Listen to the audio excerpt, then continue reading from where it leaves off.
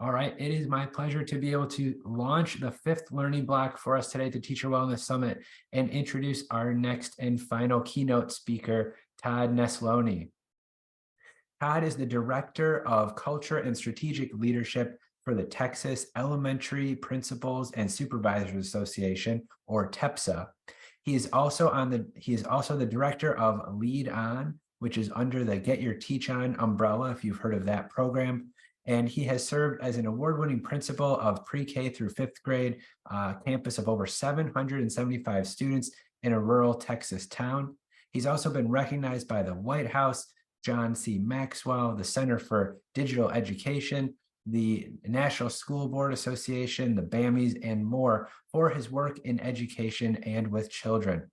Todd has written several books. I think we had 5 the last time we talked, and I know it's more than that now. But Todd has written several books, including Kids Deserve It, Stories from Web, Sparks in the Dark, When Kids Lead, and In This Season. I know there's a new one out called Building Authenticity that is hot. I think it just dropped very recently, so that should be on the list, but it wasn't when we wrote this.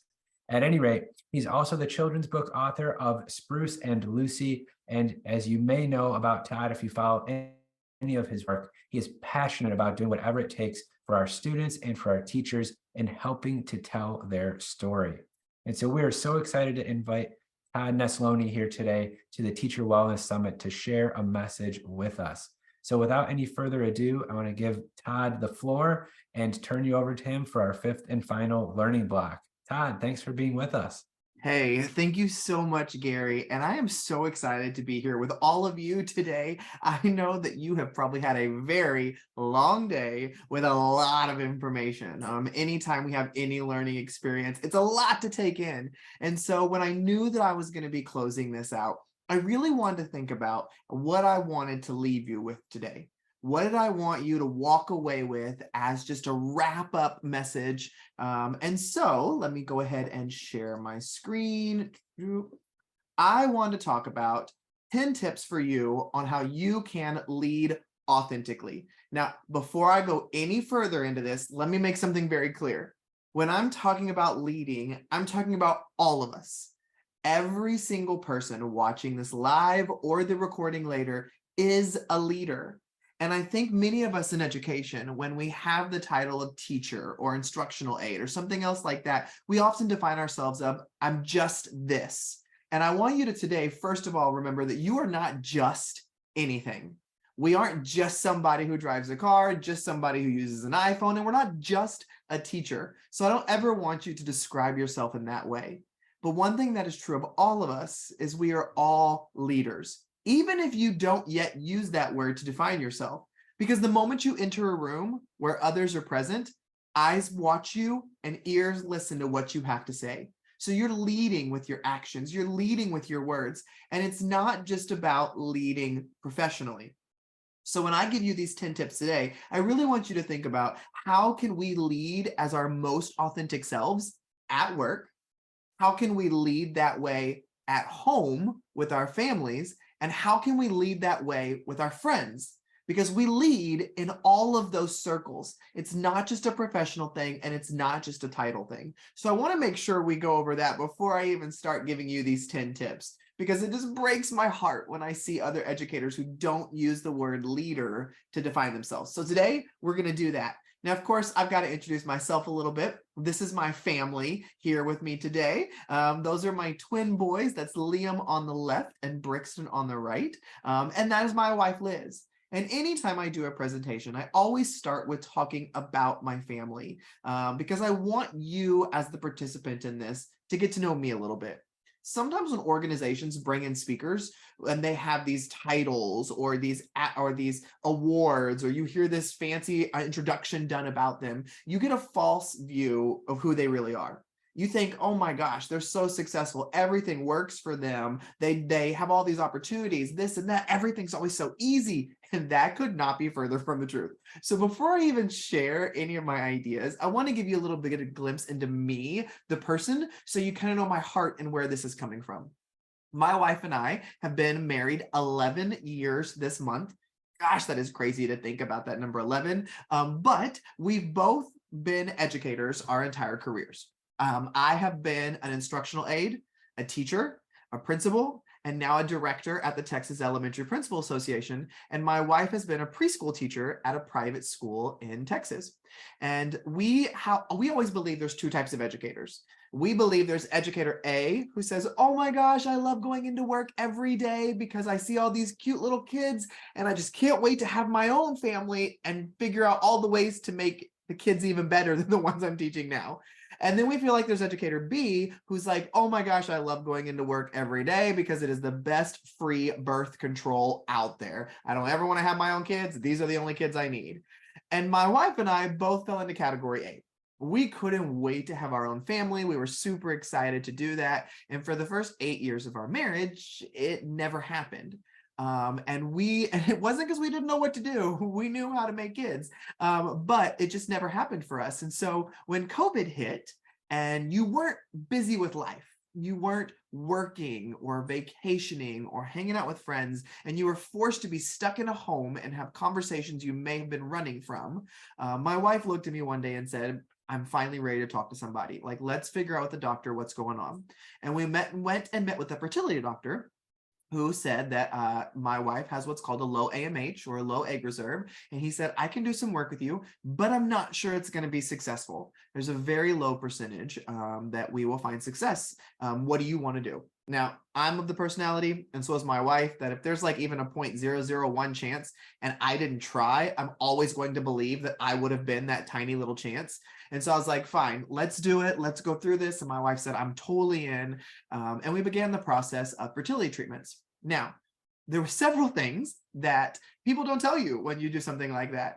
And the first is, we were so embarrassed when we had, after that first meeting with the doctor, we felt like something was wrong with us, that we had done something wrong. And because of that feeling that had been put on ourselves by ourselves, we told nobody as we began treatments. We told no friends. We told no family. We walked through it completely alone. And the other thing that nobody tells you is the shots, the pills, the diet, all that, we already knew about that. What we didn't realize is at the end of every month of fertility treatment, you go and take a blood test to see if you're pregnant, because that's the fastest way to determine pregnancy. And they make you take the blood test at like 8 a.m. And then you don't get a call until like 1 o'clock in the afternoon. And it's some random stranger who either says, congratulations, you're pregnant, or I'm sorry, you're not pregnant again. And so after month after month after month of treatment, I'm getting that call every month that just was some random stranger who said, I'm sorry, you're not pregnant. My wife said, I don't think I can do it anymore. I could do the pills, the shots, the diet, all of that. I don't think I can do this call with this random stranger who just rips hope away that I've worked tirelessly to build up all month. We'll give it one more month, and then we're going to have to look at something else, whether it's adoption, foster care, whatever's meant to be in our line. And I said, I will do whatever you want to do. We did the treatment another month. The phone call came after our test, and the nurse said, you're pregnant. And we screamed and we cried, and we did exactly what they told us not to do. Is we ran and told every single person in our family immediately, because we were like, we didn't care that they told you it was too early. We had worked hard enough to get here. We were going to tell everybody that we finally got here. And we thought pregnancy was going to be like Instagram, like beautiful and glowing and so much happiness. And it was not. I don't care what people tell you about pregnancy. It was not an enjoyable experience. And I don't know if it's because of our fertility journey or also because of our extreme anxiety with me and my wife, but it was a very stressful time, because when you've struggled your entire marriage to get pregnant and you finally do, it is an incredible stress ball of what if something happens and we never get pregnant again. And so it was constant, that fear of, we didn't feel a kick in 5 minutes. We didn't have this. And so it was all that buildup. But obviously you can do the math. A few months later, the boys arrived and they were happy and healthy. And I'll never forget that first ultrasound when the nurse said, there's 2. And I said, 2 what? And she said, 2 heartbeats. And I said, and what does that mean? And she said, twins. And I thought, we are going to die. But the doctor came in and said, calm down and breathe, first of all. And then he said, I need you to know how much of a miracle this is.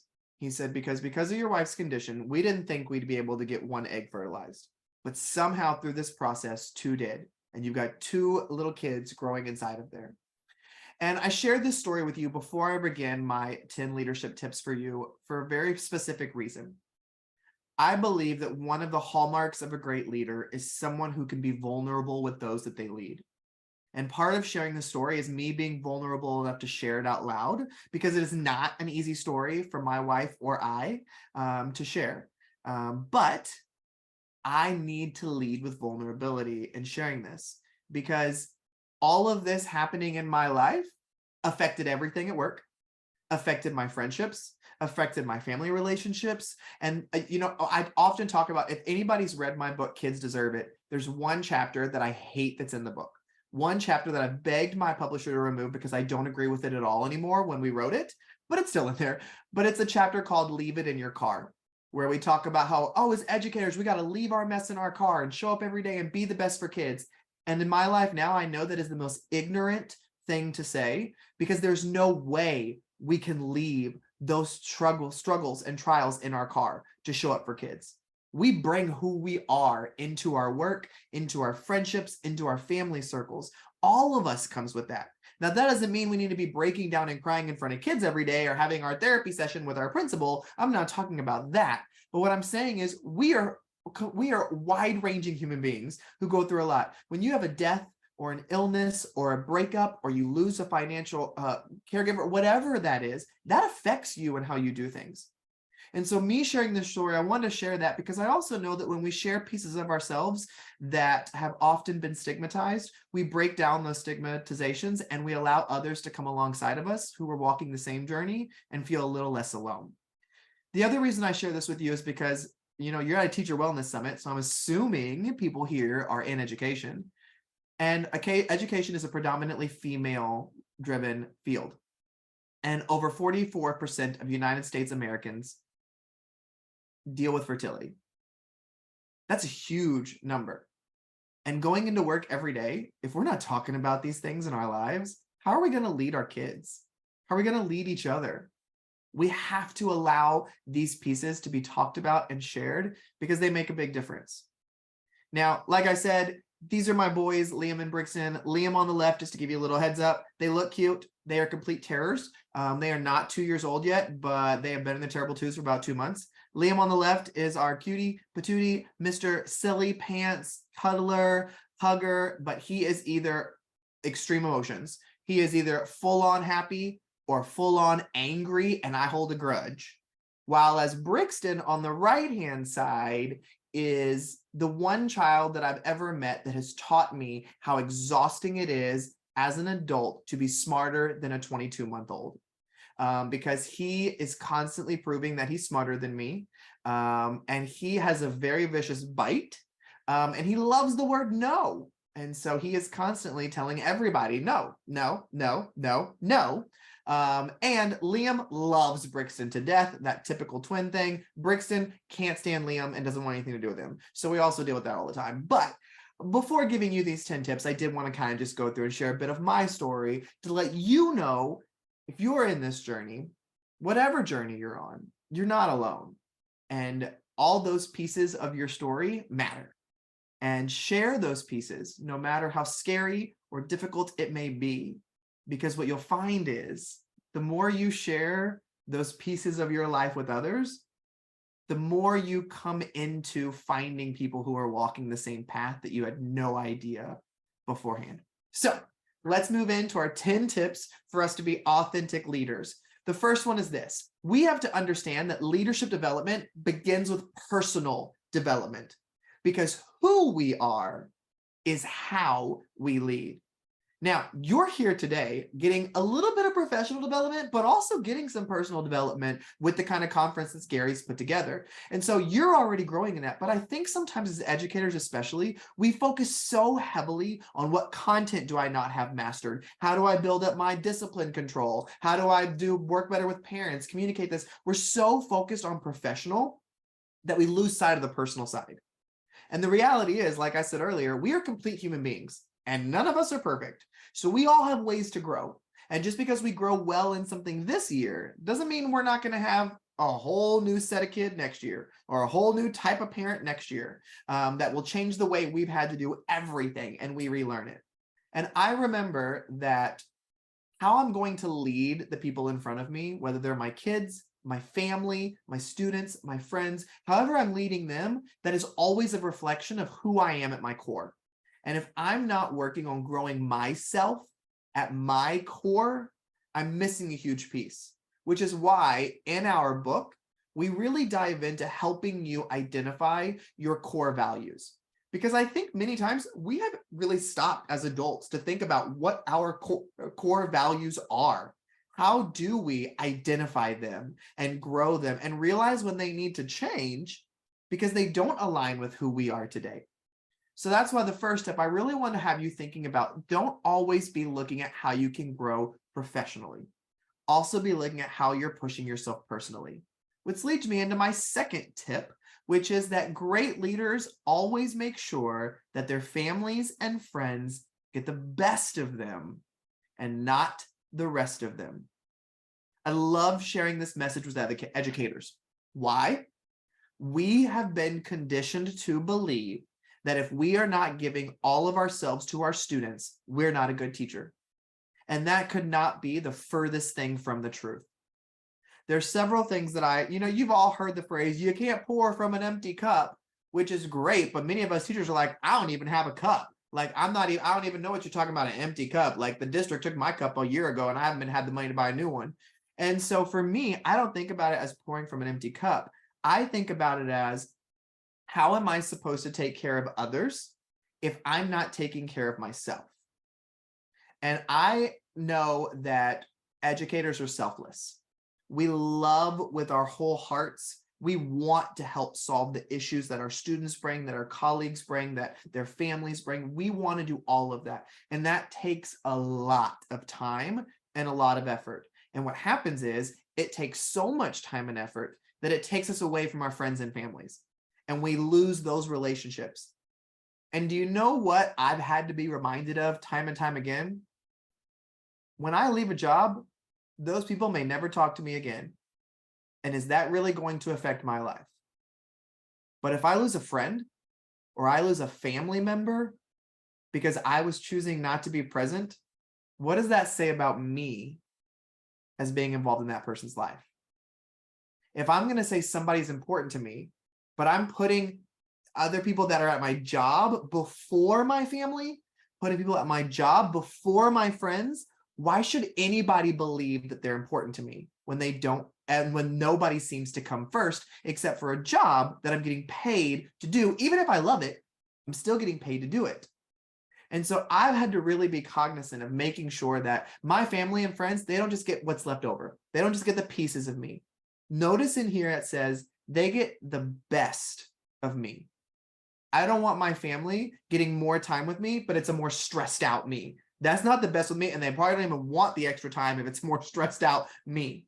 Now, you might be thinking, that's great to say, Todd, but I have a never-ending to-do list, and the district's on me about this and that. Well, guess what? We all have never-ending to-do lists. Like, education is literally a never-ending to-do list. I don't care what your title is in the educational field. And so it's not about thinking about, well, how am I supposed to keep with my list? It's about, I have to every day prioritize what's important to me. And that means making that decision when I wake up that morning of how am I going to prioritize my day? And it may change 10 times from when I wake up until I go back to sleep, but I have to continually make sure that I'm focused on, am I giving my family the best of me when they get me? Am I giving my friends the best of me when they get me? And that is important for us as we lead. Because the third tip here is that what we focus on, we empower in our lives. Now, here's what that means. Think about what's crossing your mind all day. Are you constantly stressed out, looking at what's next on the list, misbehavior? And then I have to think, oh my gosh, am I feeling this sort of way because that's all I focused on today are the negatives? I've done nothing but focus on my never-ending to-do list, what I'm not getting done, that other email, these kids, and all of that focus on that negativity then begins to empower that negativity in my life, which then affects how I do everything that I do. So when I begin to feel that overwhelming emotion, when I begin to feel that way where it's like, I don't know what else to do, I realize I'm focusing on the wrong thing. I need to shift my focus here. I need to shift my focus on things that are going to empower me to be better, empower me to have a better mindset. And that's not an easy thing to do, but having certain people in my circle allows me to do that, which is why, so that I can focus on the right things, sometimes I have to learn to disconnect from what pulls on me so that I can better connect with what is most important to me. I don't know about you, but disconnecting is hard. Like sometimes I feel like there's more stress when I turn my phone off because I don't know what's happening and I like to be in the know. And so disconnecting has always been a difficult thing for me. But there's a couple of things that I've started doing that have made a big impact on me so that when I disconnect from certain things, I can better connect with the things that are most important with me. One thing, 6 o'clock at night. 6 o'clock at night, every night, I delete my email off my phone. I'm not reading it. I'm not checking it. I'm not opening it, nothing. And I, because of my personality, have to remove it from my phone and then re-download the next morning. Why? Because if it's there, I'm going to check it. Those little red number bubbles, they drive me insane. I have to make them go away. And so I've had to start doing that because you know what happens? There is never an emergency that's going to happen after 6 p.m. that you have to deal with that night. And if it is a true emergency, trust me, they're going to call you. They're going to text you. They're not going to email you. They're going to get a hold of you another way. But what happens is we check our email at night. Or if you're like me, you're like, oh, I'll just check real quick before I go to bed. And you're scrolling through and then you open that email where it's an angry parent or your superintendent or one more thing has been added to your plate or something. And then your brain just can't ever go to sleep because it's frustrated or annoyed or stressed out or overwhelmed. And you just ruined your whole night of sleep because you checked your email before you went to bed. And what did that do to impact the next day? Nothing. Like checking it that night didn't change anything about how the next day was going to happen. But you could have at least got a good night's sleep if you hadn't checked it. And so that has been important for me, just to be present with my family and not worried about those emails. And you know what? I've never been written up or missed something crazy important or anything else like that by waiting till the morning to check those emails. I also make sure that on the weekends, I find time to put my phone away. I'm not on social media. I'm not taking photos. I'm not texting people. I'm not doing it. I just put it away. Even if it's for 15 minutes, like you'd be shocked to see even what 15 minutes does. That's why like when I go on a walk around our neighborhood, I don't take my phone. I don't need it to be a distraction. I just go just to be present. Even if that's only 15 or 20 minutes, guess what? That's more than I used to do. So that helps me be able to disconnect so I can connect with those around me. Because I think this whole idea, and this is my personal opinion here, so let me just be clear with that. This whole idea of, oh yeah, at every dinner, everybody puts their phones up and da-da-da. I'm like, that is not the world we live in. There's too much craziness going on, or if something happens, or I got devices that notify me around the house. Like it's 2023. I got enough smart stuff everywhere. I'm going to be able to get connected if I want to. And to me, that just adds extra stress to the table too. But what I'm saying is, how are you choosing to disconnect at different times? Because that is going to impact you and you have to make a cognizant effort to do that.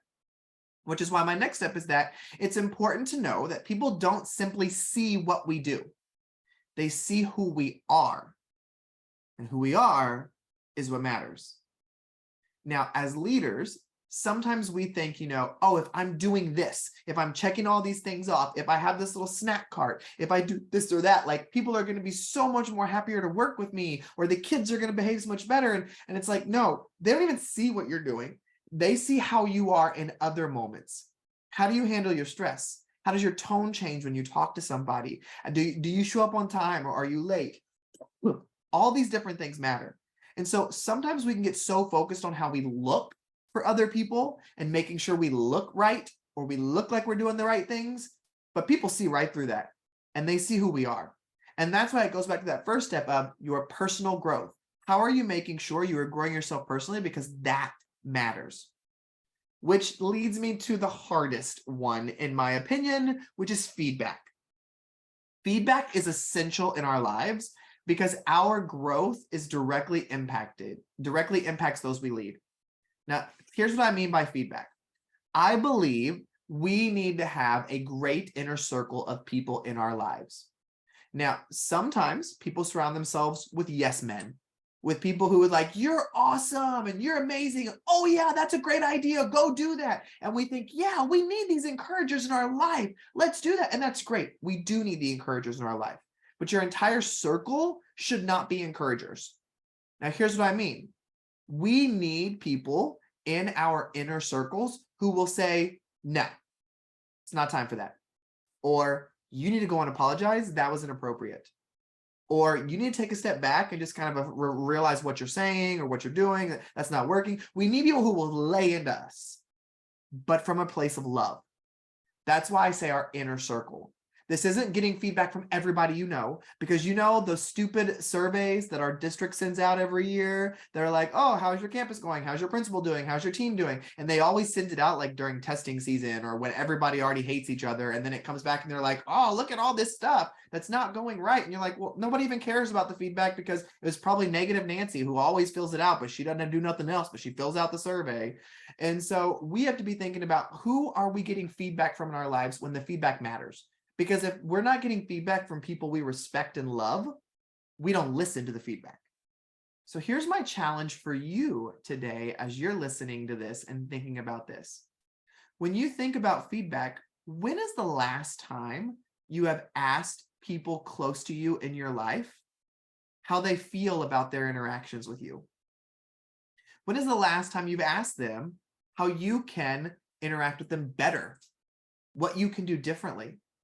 I challenge you over the next week, call a friend, text a family member, whatever it is, and say, hey, you know, in our relationship, I love all the things that happen, but if there's one thing I could do better for us, for me and you, what would that thing be?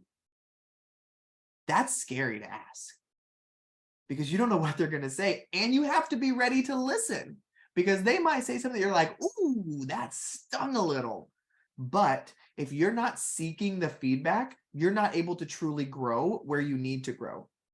And this was huge with me and my wife for me to have this conversation and for me to say, you know what, give me one area. I know I got many, but just give me one area that you think I could be doing better when it comes to us. When it comes to the way you interact with me, what you get from me, what is one thing I can do better?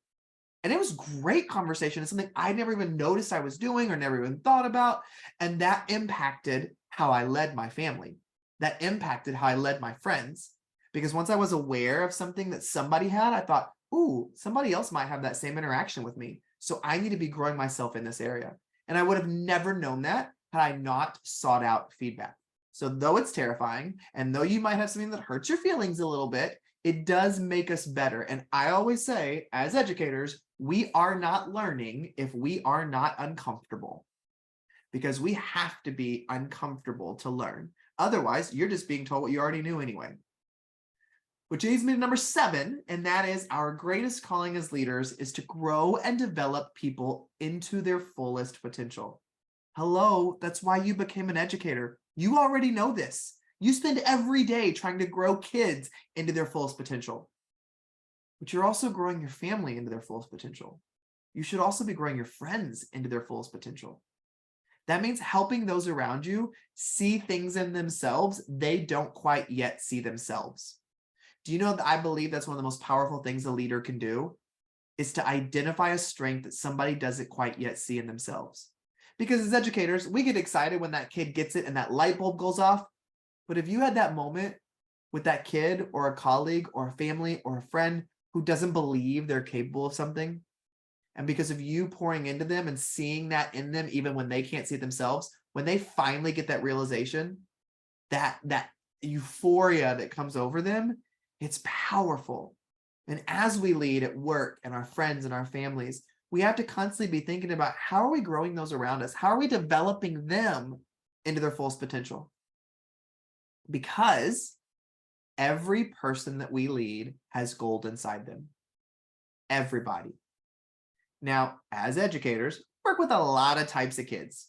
We work with a lot of types of families. We work with a lot of types of colleagues. And there are some people that have annoyed you from the start. There's some people that you're like, there ain't no gold in them. Like it is pure coal. It is just dark inside. I don't care what you say. I've never seen them smile, like all that kind of stuff. But the reality is everyone has gold. And I know we've all been raised with the phrase, if you don't have something nice to say, don't say anything at all. And I hate that phrase so much. Because why, just because we can't find something nice to say, should we remain silent? because in 2023, ain't nobody remaining silent. They go talk about it behind their closed doors. They go post about it on social media. They make a TikTok dance about it, whatever it is. And so what I love is what Kid President came and said when he redid that line. And when I teach my students and when I work with my own kids at home, I tell them, if you don't have anything nice to say, you're not thinking hard enough. Because that's the truth. Because there is something nice to say about each person that you come in contact with. And one reminder that I hold close in my life is that even though this person or child or colleague or adult or friend or whoever it is may drive me bananas, everything about them I don't like. What I have to remember is, even though I feel that way, do you know that in somebody else's eyes, they're the most amazing person in the world? To somebody else, they're their whole world. So it doesn't matter how I feel about them, there's gold in them, and someone else in their life sees it and loves them. And I have to take that perspective when I interact with people. Now, if you know anything about gold, gold doesn't just sit on the surface. It's not just bright and shiny, good to go. It's down deep. You got to dig, you got to sift, you got to get dirty. And sometimes it takes weeks or months after looking for gold to find it. And that's what I have to think about people. There's that gold in there, but am I willing to put forth the effort to find it in them? Because if I haven't found the gold in them yet, maybe I haven't quite put enough effort in yet. Which leads me to number 9, and that is authentic leaders love our people even in their mess. Now, I know if you have your own children at home or a spouse or a best friend, you love them even when they're messy. And you know that they're messy often. I'm not talking about physical mess, even though we probably have some really messy kids or friends in our lives anyway. I'm talking about emotional messy. Like when they are just a mess, we still love them when they make the wrong decisions. We still love them in those moments. And so as an authentic leader, are we loving the people that we work with even when they're messy? Do we love our kids and students even in their mess? Now, this is not a romantic love I'm talking about here. This is that love that, you know what, despite when you mess up, I'm still going to be here. I'm still going to be there for you to fall again. I'm not walking away in this moment. I'm not throwing my hands up. I'm not calling you these names. I'm going to love you even in your mess, because guess what? I'm going to be messy too. And I'm going to need somebody to love me in the middle of my mess. Now that's 9. So the next one obviously is our closing one, number 10. And I want to leave you with this one, is that don't fall into that trap of, oh, as soon as blank, then I'll do blank. Because our families and our friends need us to love and lead them today. And what happens is we say that line, oh, as soon as I grade all my papers, as soon as I get these things done, as soon as this happens, then I'll go and make time for a vacation, or then I'll go to that birthday party, or then I'll head home, or then I'll do whatever. And guess what? Tragedy strikes. Someone's removed from your life. You lose a job. Something happens. And all that goes through your head is, I wish I would have. I wish I would have put this person before this job. I wish I would have spent that time here instead of up over here. So don't fall into that trap of, well, as soon as I do this, then I'll. No. If that's important to you, make time now. Go and do it now, because we only get one life, people. And so we might as well live it in a way where our families find us present, our friends find us present, and we can lead well at work too. It's all connected. When we are taking care of ourselves, we are able to take care of others. And we cannot take care of the kids that we serve. We cannot take care of their families. We cannot take care of our colleagues, our families, our friends, if we aren't taken care of too. Because a candle burning at both ends burns twice as fast and then it's gone. And I don't want to leave the people in my life with them going, well, I wish he would have been here more. I wish this would have happened. And you know what? That means I may miss responding to an email. I may forget to text that person back. But those people in my life that fuel my soul, they get the best of me and not the rest of me. And I get to live a life that when I'm old and crotchety in a nursing home with my wife next to me, I can at least say, Well, we did a couple of good things, and I always made sure that I lived the life I wanted to live with the people I wanted to spend that time with. When Gary asked me to be here, I really thought about what was the message I wanted to send, where did I want to go over with you guys. And like I said, I know you've had a lot today. I know there's been a lot to decompress and to think about. So I really want to just focus on you in this moment. I wanted to give you some tips to think. You are a powerful leader. You are exactly where you're meant to be. And I believe that with my whole heart, because you know what? There may be somebody better who does your job in 10 years. But in this moment, today, right now, you're exactly where you're meant to be. You're with the people you're meant to be with. And we can't always be looking ahead or looking back. Sometimes we have to just live in the moment and realize, you know what? I didn't get that promotion. Or you know what? I wish I was here, but I'm meant to be right here because in this moment in time, with these people around me, I'm the only one who can do what I'm about to do. There's nobody else who can do that. So when you own that brilliance and you own that genius in yourself, you're able to make huge differences, which all of you are going to do because you are already choosing to be here and grow yourself through attending something like this. So I hope that as you go out and connect in different ways, that you find ways to continue growing your own leadership. And remember, you are a leader. Don't tell anybody. Don't ever use those words, I'm not a leader, because you are leading people every day at work, in your family, in your friends. And so I really hope to connect with some of you further. Got a QR code there that takes you to my email list if you want to connect with that. I try to send out a weekly email blast with inspiration, ideas, and resources. And like Gary said, I have a couple of books that I've written there on the side as well if you want to check out some of those. But I'm just so thankful to get this time here today with you. And I'm thankful for Gary for inviting me. All right. Well, Todd, thank you so much. Such a timely and important message.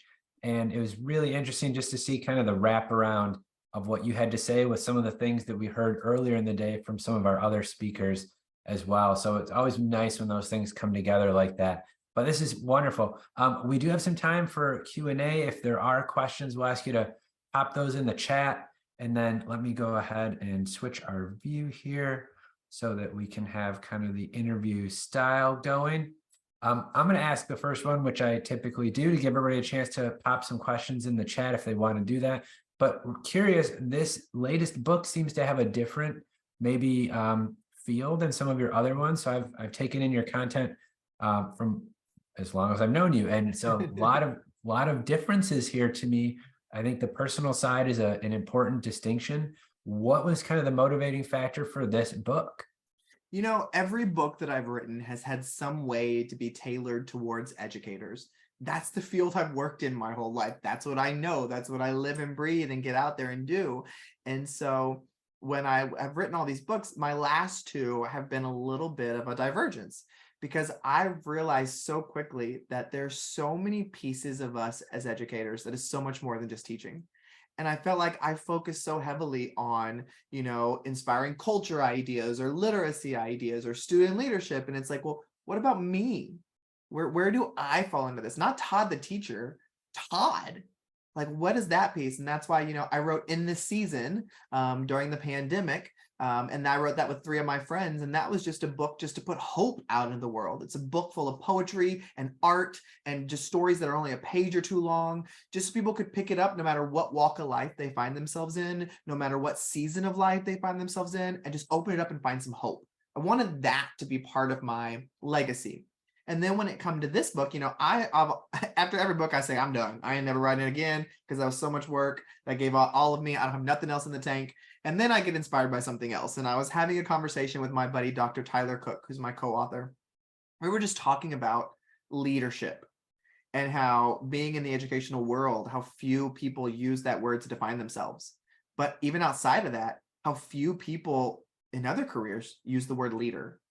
Are people who are stay-at-home moms or dads and not you viewing themselves as a leader. And I realized, oh my gosh, like there's this huge population of people who don't even see the word leader as part of their title. And we are all leaders.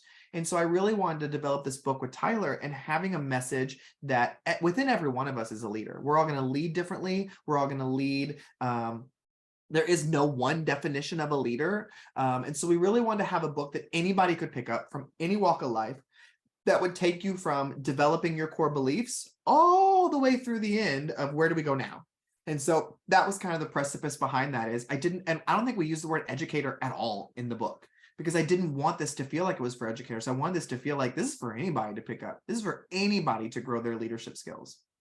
Yeah.